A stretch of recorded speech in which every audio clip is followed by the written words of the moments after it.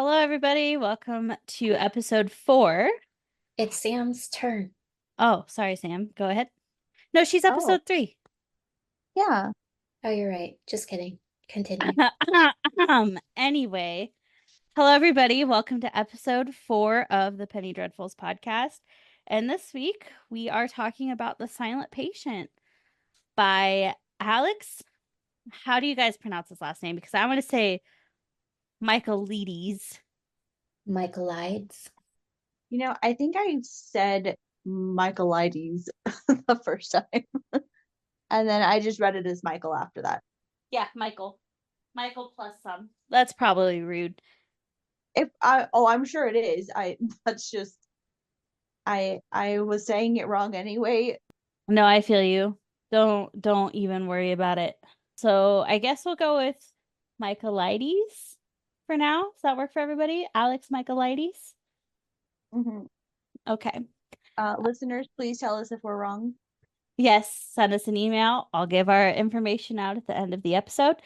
And then just to give some background, like I do every episode, this book is in the thriller and mystery genre. If you can't tell, we kind of have a favorite here. The length is 336 pages, and it was first published in January of 2018. And this week it was recommended to us by Jackie. That's me. We're getting to the ones I recommended. I promise. We have like a running list of 40 for this first one. We put it in a wheel spinner thing, and I was unlucky. So That's true. So you guys aren't going to hear from me for a while after these next ones. Well, I'll Finally. still be in the I podcast, was like, where your where are you? favorite part of the podcast, but we won't tell the others. Oh, I said we won't tell. Do either of you have any preview questions before we get started with the synopsis? I guess I'll give a little bit of background. So, I know we talked about how this book club formed, but the first book I really read, and I was like, hey, somebody has to read this because if I don't talk to someone about it, I'm going to lose my mind, was The Haunting of Hill House. I actually read the book after I watched the series, and I actually mailed the book, or did you pick it up from my house, Sam, when you visited? Anyway, I gave it to Sammy and I was like, you have to read this because I have to talk to you about it. And when Sammy was done with that book, she sent me this one, The Silent Patient. So this is kind of our full circle book right now. well, the full circle also is that that copy of The Haunting of Hill House is currently on the shelf behind me. Still unread? Still unread. You're You welcome. bitch. How could you? It's good Pretty though. pretty easily, actually. You So say, this one's hey, the only completed circle. yeah, yes, that's true. So I just want to throw another fun fact in here before we start this. This book, The Silent Patient, another sister of ours had actually bought it for me for Christmas. And she is not a big book reader. But she said she read like the back cover of it and she was like, okay, even I was intrigued. She's like, I'm still not gonna read it, but I was intrigued. Yeah, you tell me what you thought after you read it because I'm not gonna. Yeah, so I think just from that, a non-book reader was like, this sounds really good, was already something that like made me super excited about it. And then I read it and immediately was like, I have to tell the entire world about this book. Well, I'm glad you did. Me too. It was a very interesting read, but we'll get into that right now as I go through the synopsis. So this book begins with I guess he's a psychologist because he doesn't deal with medicine. So he's a psychologist that has been following the case of this woman. She's an artist for a while because it blew up in the news when it happened. She had been arrested for killing her husband and she was on trial, and she was ultimately deemed insane. But before she was sent to the insane asylum, she drew this haunting painting. She refused to speak and hadn't spoken since her husband was killed. not a single word through the trial, through everything. And at the time the story starts, like she still hasn't said a single word. And it had been 6 years since her husband had been murdered. So it was very intriguing. And this guy believed that he could be the one to treat her and get her to talk. Oh, I'm So sorry. Before we continue, this episode, as with all of our episodes, are very, very spoiler heavy. So we will be talking about who done it, any plot twists, any mysteries, and the ending. So if that's not something you jam with, stop listening to this episode, read the book, and come back. thanks. We still need to record that. Yeah. Where was I? You interrupted my monologue. Sorry. He believes that he can be the one to break into this shield she has and get her to start talking and to treat her, essentially. He leaves his job and he transfers to I think it's still an asylum, right? The psych ward where she's at, basically. Yeah. He shows up to the psych ward. His first day there, I think he ends up announcing that his plan is to treat her. Like he thinks that he can get through to her. And he was hired on to be kind of a group psychologist, but the hospital is like, look, if you can do this, you'll get us more attention, which will bring in more money. So we'll let you try. There's no harm in trying, right? He meets with her. She is so medicated that she doesn't even know where she is. She's just kind of like dazed the entire time. So he recommends that her medication be lowered.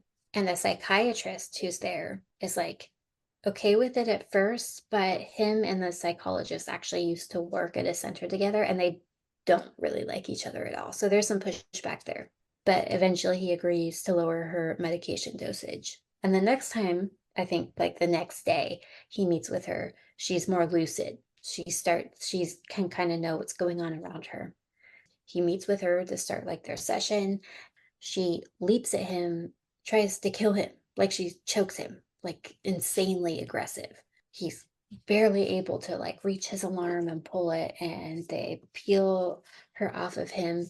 They ask him, they're like kind of freaked out. They're like, do you want to keep going? Like, what do you want to do? And they're like, he says it's a sign that he's getting through to her and he thinks that they should continue. And the director ends up agreeing with him and allowing the sessions to continue. So the next time they meet, well, I guess in between the next time they meet, he starts talking to people in her life to try to get some background on her and try to figure out like maybe some causes of the reason why she's not talking. So he talks to her brother-in-law, who actually ended up being her lawyer at the trial for killing her husband, who was his brother. So that's kind of odd, but he doesn't really have anything to say about her, and you can't really tell if that's because the lawyer, doesn't like her or if it's because he's her lawyer. So he moves on to the next person on his list, which is her cousin. He walks into her cousin's house, and her cousin lives with her aunt. And her aunt is a woman who is, there's a specific word for it when someone is basically so obese that they can't move around anymore. They have to shut-in. stay like basically a shut in. Like she can't get out of bed anymore. Like her son, the cousin, has to get everything for her. The psychologist talks to the cousin, but they're interrupted by the aunt, and the aunt demands to see him.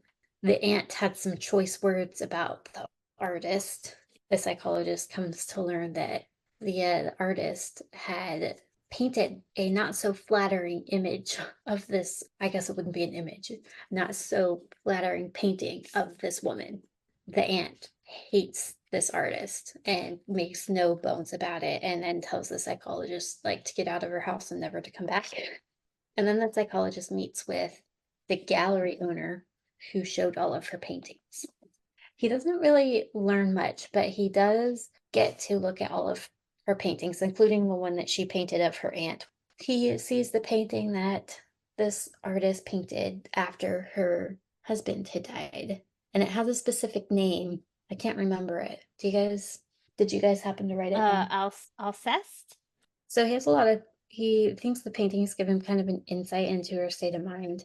And so the next time that they talk, she's still not talking, obviously, But he just talks to her and is like, I want you to Oh, know, like, this is a safe, what was it?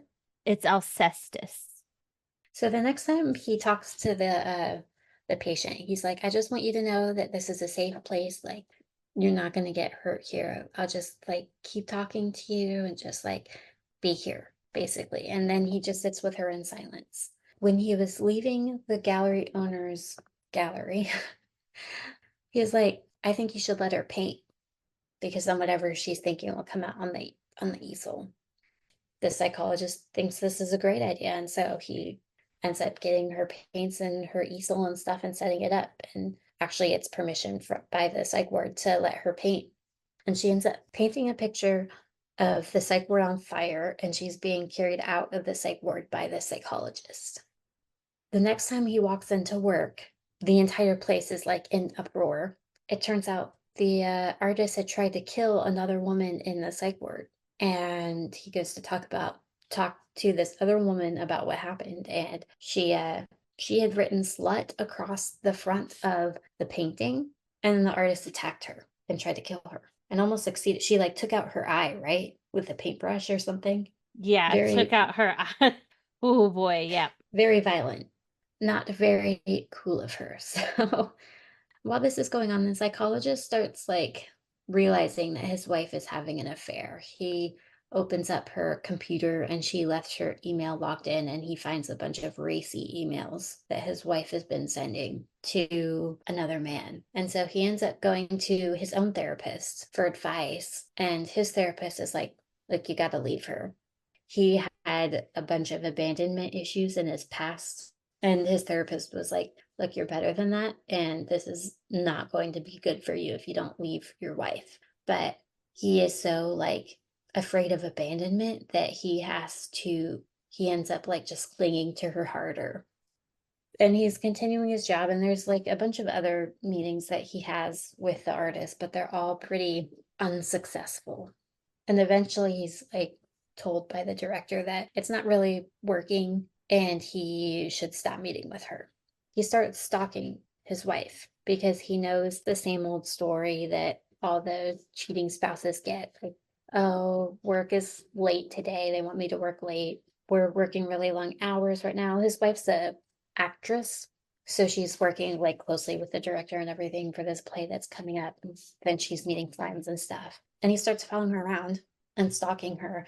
And at one point, like when she meets her boyfriend in the park by their house, after she leaves and they like hug and kiss goodbye, he picks up a rock and really considers just like bashing the head of her affair partner. But he ends up not doing it and just leaving. And then I'm not really sure like how to describe the next part of the story. I guess he finally just researches what this story is.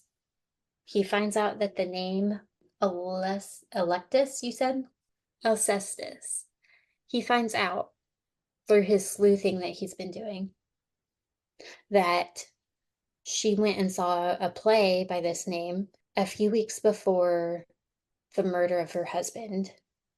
And the story, it's kind of based on Greek mythology.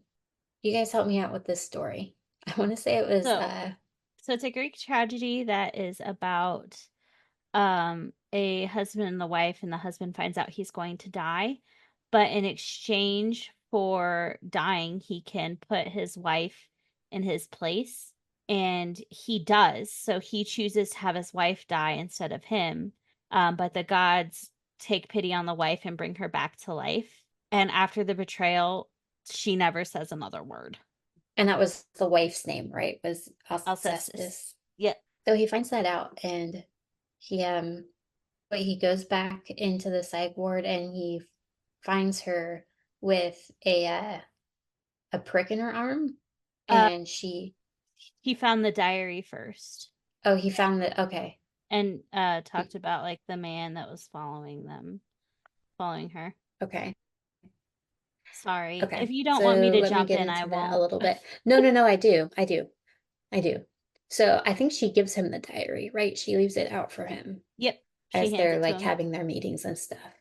So it's like a big breakthrough that they have. And he reads it and he finds out that she had thought that she had seen someone watching her, like outside of her house and like in different places. She keeps thinking she sees someone. And then she tells a neighbor about it, and the neighbor watches with her. And she says that she sees someone too. So at that point, like it's kind of validated that this is a real person. And she tells her husband about it. The artist tells her husband about it. And her husband kind of like thinks she's just being paranoid and then takes her to a psychiatrist.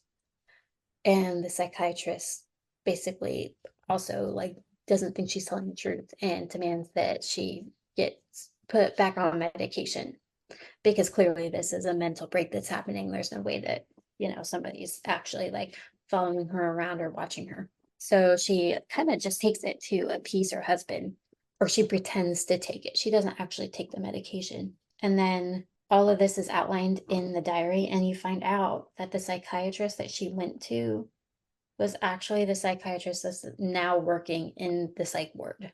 Christian, yeah, he's the name of the psychiatrist. So then he goes back in to the office and he confronts Christian about this because now he knows the truth. And the guy like basically admits it, but he swears that like that was the end of it. He never saw her again before her husband died and he started working at the facility. And then I think it's the next time he comes in to work, he finds her with the like No, then she beef. starts talking. So she starts talking and then tells him the wrong ending to the murder. You tell that part because I'm Oh, blanking. I'm sorry. So after he finds the diary, he brings it back in and says, "Thank you for showing me this. This is what I've done to try to like help you out." And so she starts talking. She says, "Okay, I want to tell my story." So over the next 2 days, she lays out the days leading up to it, kind of her past history. Turns out her mom had died in a car crash with her in the car. And then since that, she's like experienced trauma. So after her dad died, she was on medication. So everybody thought she was crazy. And then she says that somebody broke in and shot her husband 6 times, when in reality it was only 5 times. So she gives the wrong ending to the story. And that kind of triggers the next scene of events because the main character, Theo, the therapist, makes a realization. But I'll let you jump back in on that. Nope, you're gonna have to keep going. But I don't want to keep Keep going. Okay, fine. So Theo, the therapist, and this is kind of where the plot twist happens, realizes that she recognizes him as the man that broke in and killed her husband or shot her husband initially. So then we jump to Theo's perspective, and it jumps back to him following his wife's lover with the rock, as Jackie talked about earlier, and deciding that no, simply murdering him wouldn't do. He needed to do something else to take his revenge. So he starts stalking his house and watching him and his wife at home and like learning their routines. And so he says the first day that he met the artist was when he broke into their house. And then it talks about how Theo, this situation with his wife had actually happened 6 years prior to him working with the artist Alicia at the psych ward. So 6 years ago, he broke into Alicia and her husband Gabriel's house because Gabriel was the one sleeping with his wife. And he ties Alicia up and kind of confronts her about the affair. And then when Gabriel's coming to come home, he tells Alicia to be quiet. So Gabriel walks in and he's like, "Alicia, what's happening? Why are you sitting here in the dark?" And then Theo attacks Gabriel, ties him to the chair, and is like, "You're having an affair," and shoots him 5 times in the mouth, but he's still alive, or 4 times in the mouth, but he's still alive and able to talk. So Theo's like, "Okay, well, fine. Like, one of you is going to die for this transgression. You get to pick if it's you or your wife." And so Gabriel says, "Well, I don't want to die." And so Theo shoots one shot into the ceiling, letting Gabriel think that he shot Alicia, unties Alicia, leaves the gun, and then leaves the house. So then we find out what had happened was that Alicia, and this is all done from her final diary. This is how we know it's from her final diary entry. But Alicia, after Theo had left, had shot Gabriel the last time and killed him because he chose, like in the painting and in the play, he chose to let his wife die in his place because he was a coward. So she's the one that did end up murdering him.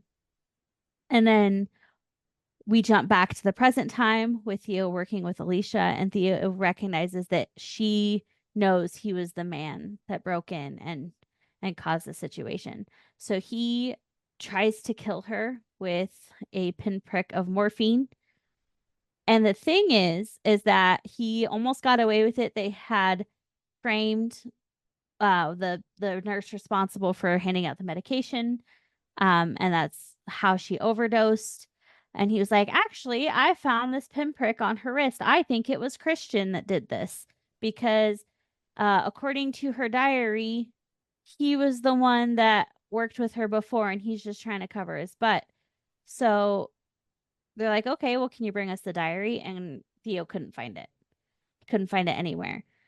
So it turns out that Alicia had hid it in one of her paintings, the painting In the of painting, yeah.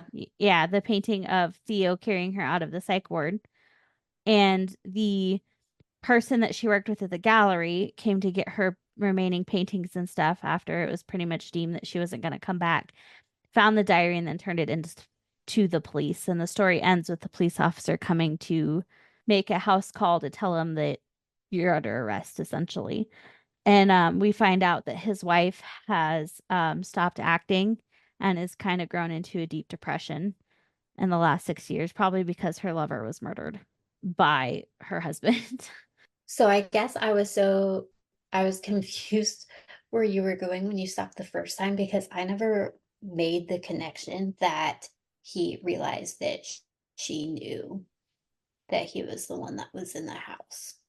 Oh, yeah. Well, I I mean, I thought maybe. he killed her because she started talking and he knew that like their time was drawing short. But I guess it would make sense that like if she recognized him, then she would like tell on him, basically. Yeah. So, I mean, Sam, did you pick up on that too? Kind of, yes and no. I've actually read this book a couple times. The first time I was just like along for the ride, and then I got to that part and I went, oh crap, like she knows and he knows that she knows. And He then knows that I know that he knows. yeah. I'm like, I don't know. So the second time, because I knew how it was gonna go, I saw all the signs, like all the connections that were interwoven throughout it. But that first time, I was just like, sorry, I'm trying to figure out how to say what I'm trying to say. I think the author did a really good job of hiding the clues so they were there, but you didn't realize that you were looking at clues. When it got to that point of like, oh, she knows who this is. I think it was a shock to me, but I don't know if that answered your question. I think I rambled, but No, I think that answers it. Yeah, I didn't I think I was so caught up in like the culmination of the story that I guess I just like it didn't click that like he picked up the hint that she knew he was someone that had broken in. Crazy. I think there's like a sentence or two where it just says like something about the look in her eye changed. There was no for sure confirmation between them, but it just like hinted heavily that like she knew more than she was letting on. No, I thought in the diary that's why it said that's why she attacked him that Yeah, I first mean, day. oh yeah, but I mean in the diary, but like right towards the beginning, like Yeah, yeah, yeah. yeah. Like that's what drew her out of the drug fog. So I ended up, you know, at first, and I don't know if you guys can tell this, we did talk about this book before we actually recorded this. And at first, my review for this was in the low 80s because I felt at first like I didn't pick up on a lot of the hints the author gave as evidenced by our last conversation. So it felt to me like while writing, the author had just put together this like incredibly in-depth story and then was like, hey, it'll really freak him out, and just like made up this absurd time skip ending that didn't fit with the rest of the book. And it made me feel like I had been like tricked or something. Aha. And it's like, so I gave it a lower score, but after talking through it and figuring out a little bit more of the nuance, I was like, oh, this makes a lot more sense. So I switched my score to a 93 out of 100. I think I think I would read this again, and I would recommend it to other people with the caveat to read carefully. Yes, it's definitely a book that like you can't skim. So I gave this book a perfect 100 out of 100. I don't think that'll probably happen again. I think the very first sentence is something like Alicia Benson was 33 years old when she killed her husband. And I don't even know what it is about that sentence, but just from the first moment, I was like, okay, I'm in, let's go. I don't know what that sentence did to my brain that was like, all right, we're on a ride and I'm gonna enjoy it. I think because I read so many mystery thriller type books, I kind of like the ones that make me go, wait, what? So the fact that there was that jump, wait, how did I miss that? I think that I liked that more just because it didn't feel predictable. Mm-hmm. And like I said, have read it twice. I will probably read it again at some point, and I obviously have recommended it several times and will continue doing so. All right, Jackie, back to your thoughts. Give us the lowdown. I do have a lot of thoughts. So I don't know if it's modern British writing or like a classical style of American writing. I think I saw that he was Greek, and that's why like it resembled a Greek tragedy. Okay, so I guess that makes the theme make sense. Let me look it up real quick. Cyprus Mm-hmm. and Oh, in and he Cambridge has a University, master's in English literature. That does make a and a lot of sense. and a master's in screenwriting from the American Film Institute. So Very there we go. cool. Okay, that makes a lot of sense. I love the way this book is written. I love the way, like, the language that's used. I could read this guy's writing all the time, and I'm probably going to read many more of his books as they come out. Just, I've never really read a book that has used language quite like this, and I liked it. For instance, I actually wrote this down. He describes someone moving around in a kitchen as balletic, like ballet, balletic. I thought that like just struck me as like really cool. So I was like, quick, write that down, write that down. Write that down. I had never like seen that or heard that before. So um just to give you an insight. Another thing is the main character in this story is the therapist. And one thing that he says kind of struck me too. He says, the reason most people go into mental health care is to heal themselves. Did they hit you hard as somebody that's studying psychology? Uh, it definitely made me like stop and think for a moment. Like, I was wait, like, am I the messed up one? because, I know that every psychologist has their own psychologist. Like it's a loop because they pick up your bag. They have their own baggage. Everybody has baggage, and then they help you carry your baggage, and then they have to go to a therapist to help relieve themselves of that baggage, and it's like a never-ending cycle. That one just kind of struck me. I hope my therapist thinks I'm neat.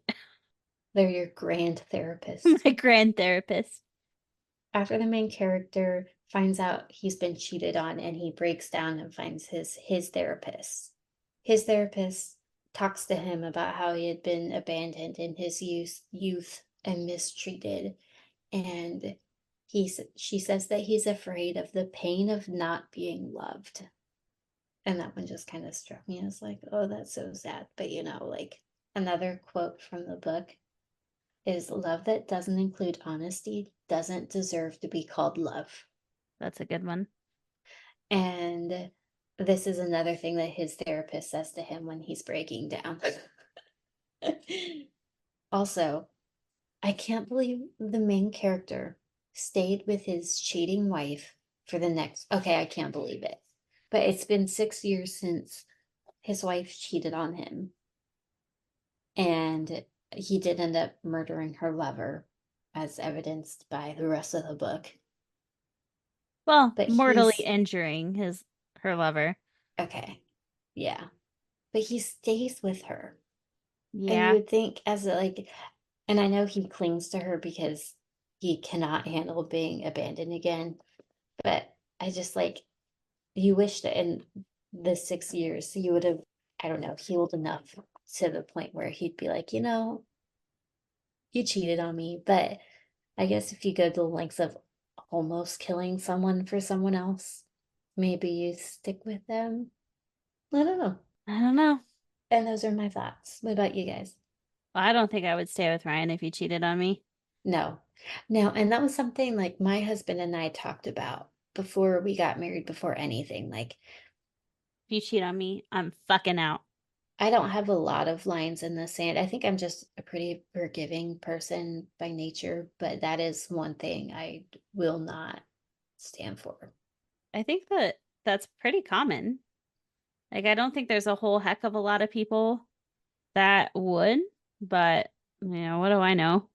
I don't know. And it always comes down to it. Like, it's one thing to say, but it's a whole nother thing to like live through. Yeah. And then like you're like, but I love him, he says it was just a mistake and he still loves me. And so it's hard, but I jokingly say all the time that if Brady cheats on me, I'm gonna murder him, but it's gonna be slowly and painfully, and he's gonna regret ever meeting me. Um, so Can you say that louder into the mic? Just for reasons. call the police, call the yeah, police. yeah. Write that down. I'm just saying, if he mysteriously goes missing, it definitely was not my fault. Uh-huh. Uh-huh. No, for sure. Yeah, for sure. If I go into hiding, there's no connection there. I swear to God, if you end up in a cabin in the woods with your beautiful wife and your babies, I'm I'm calling the cops myself. If I suddenly have a beautiful wife and babies, I think there's a lot more things we should be concerned about.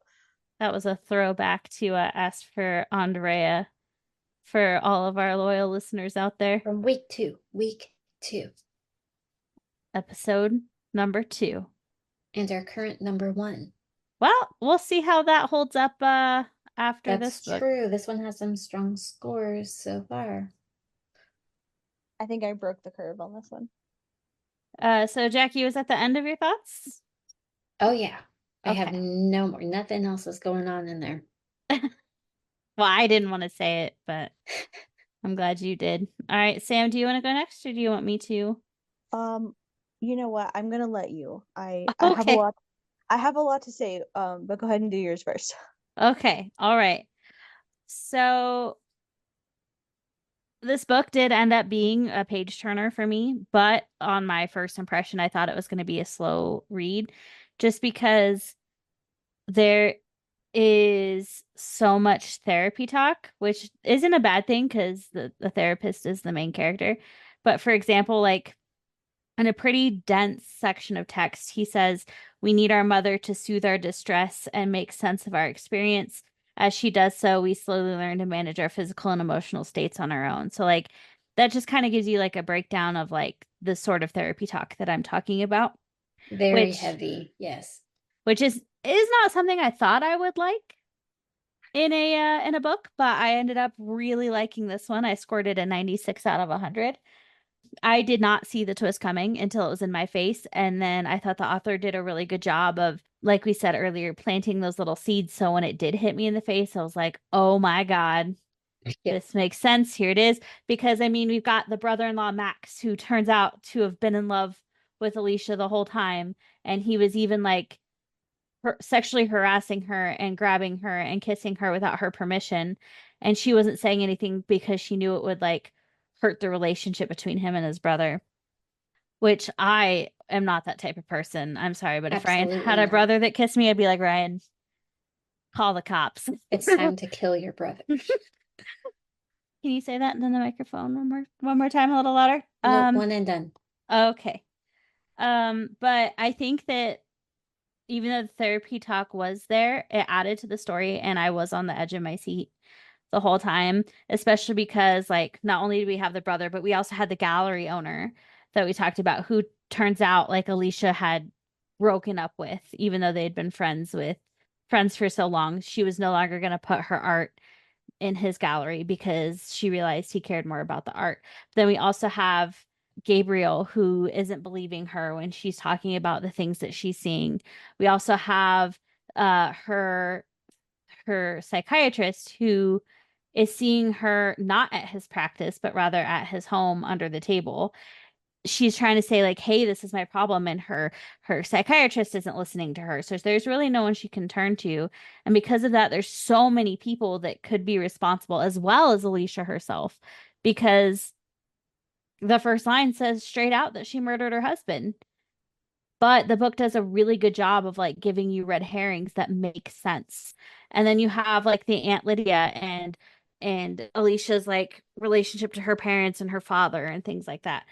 The reason I only gave it a 96 out of 100, even though that's a really good score, is because I did not like how dishonest the time skips felt. If that Yes, makes that's sense. that's exactly what I was saying, because like as you read it, it doesn't feel like time is skipping. It feels like the author's lying to you almost. By the Yeah. twist at the end, you're like all is revealed, and you're like, well, you're like, I trusted you. Yeah. And I do think that the reason he did that is because it would kind of give away the twist, but it just kind of felt like that cheapened the twist a little bit, in my opinion. It was interesting that we go from thinking the narrator is reliable to suddenly understanding he's an unreliable narrator. And so while that was great, it kind of put me in a position to where, like, suddenly now I'm thinking back to all the thoughts the narrator has while the twist is happening. So I couldn't sit down and enjoy the story as it was written. I had to stop and think about what had happened previously in order to make all the connections before. And I'm sure that's why this book is very rereadable. Also, my final note here is that all fiction at some point requires a suspension of disbelief with the time skips and things like that. I found it difficult to believe that Alicia wasn't able to see his face, or that he was able to know what she was doing in the house to the point where he was able to know where she, like, stowed the gun and things like that. There wasn't really a good description of the house that she was in. So, Oh, like, we didn't talk about that at all. yeah. So at this point in the book, like, Theo's clearly stalking Alicia, or, well, Gabriel, and is watching them to get their routines. And so when he breaks in, he's able to find, like, exactly where she would be, exactly where she hid the gun at. He's able to go into the house and move the gun before he confronts her. So when she knows, like, he's breaking in and she runs to get it, it's not there. So my question is this house entirely made of windows? Because how would you know that just from, like, how long was he outside the windows? Like, did he not go to his day job? Like, was it a 24/7 thing? And if so, like, why didn't any of the neighbors notice? I just found a lot of questions in that. But overall, I thought it was an absolutely fantastic book. I gave it a 96 out of 100. There was just a couple questions lingering that I had that don't necessarily need to be answered. They're just some unresolved things I had about the book. And that's what I think. Okay. Are you ready for my insight? I absolutely am. Okay. The first read, I definitely see where you guys felt like you were lied to a little bit. But in my opinion, I think that kind of made it better just because you're led to believe that the guy is reliable this whole time. And then, that twist of, oh, I don't believe anything now. So like what should I believe? It kind of leads you to replay all the thoughts. I loved the twist when I reread it, knowing everything that went into it. I thought the time jump was still hidden, even knowing that. But that makes me think it was, like I said, kind of from Alicia's point of view. She didn't experience 6 years in the way that we would experience 6 years. I don't know necessarily if I felt like I was being lied to. I didn't have that mindset, so I wouldn't have thought it the same way. Like I said, I scored this out of 100 out of 100. I don't know maybe if I would have scored it that high the first read, actually. So if this is one that you guys do reread, I would like to see what you think of it the second time around. For sure. Yeah. I still think I probably would have scored it really high. It still probably would have been like a 94, 95, somewhere in there. Yeah. So about But where Jackie and I put it. yeah. But I think just that second read over, once you know everything that happened and you get to see all the little bread crumbs that were scattered around everywhere that you didn't see before, and it's like almost a whole new book. Well, I mean, this one, clearly with our scores, let me pull up our average scores here. Our average score for this one is a 96.3. So blowing everything, the last 3 episodes completely out of the water to our number 1 spot. I think deservedly so. This was a fantastic book that all of us would recommend. Maybe Yes. recommend even reading multiple times. So, yeah, let us know your thoughts. You can send us an email at pennydreadfuls with an S at the end, podcast at gmail.com. I think that's it for us. So we'll see you next week. The next book we are reading is The One That Got Away with Murder by Trish Lundy. It's about 382 pages. So we hope to read it along with you and see what your thoughts are on that one as well. Jackie, on the recording.